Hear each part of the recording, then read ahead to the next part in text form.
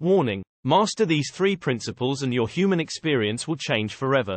Part 1. Becoming non-judgmental. This upload is part 1 of a 3-part series dealing with allowing our life to be led by 3 principles that will compel our perspective to rise to higher and more spiritual truths rather than lower 3-dimensional egotistical truths. I will reveal the principles one by one with each upload. Who are we to judge a person, place or thing?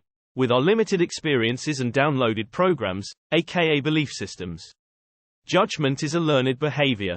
In order for something to be judged, a standard must exist for it to be measured to. Question is, who created the standard? We've been taught how to measure others to these standards by all of the outward entities that make up society. It's to the point that there's a discomfort, fear even, when it comes to letting your true self shine through. We become these characters playing out a script in accordance to the people, places and things that influenced us to the point of impressing our subconscious. The irony is that for the majority of us, the character we are identifying with isn't the true character that our self wants to manifest.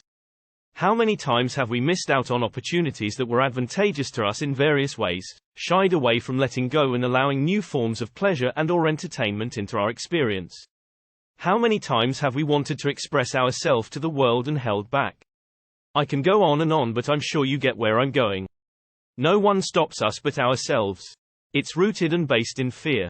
Fear of others measuring us to one standard or another. The truth is, as an individual, no one can judge you. Not even God. How can you measure anything to a standard that doesn't exist? How can I tell anyone how to feel or respond to a certain situation or event? We even come up with titles accordingly. We label people soft that don't meet disrespect with an equal measure or more of disrespect when met with disrespect.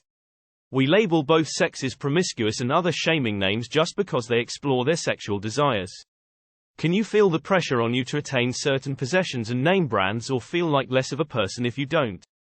Have you ever stopped and asked yourself not only why do you feel that, but what's its source? In order to stop judging others, we must begin to stop judging ourselves.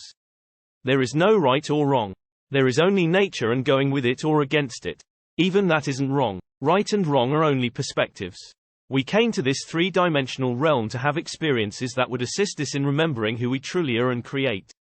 No natural thing comes into this realm with a manual. We are divine, ever-evolving, limitless beings. Therefore there can be no manual because we are the manual. Mistakes aren't real. Only learning is. Every time a judgmental thought of ourselves and/or someone else comes into our mind, we mustn't run with it, but rather examine it. Question its origin. Realize that who are we to form opinions about the actions or lack thereof that others are taking if it's not directly causing us harm or jeopardy of some sort. Understand what's going on and allow the thought to pass through us.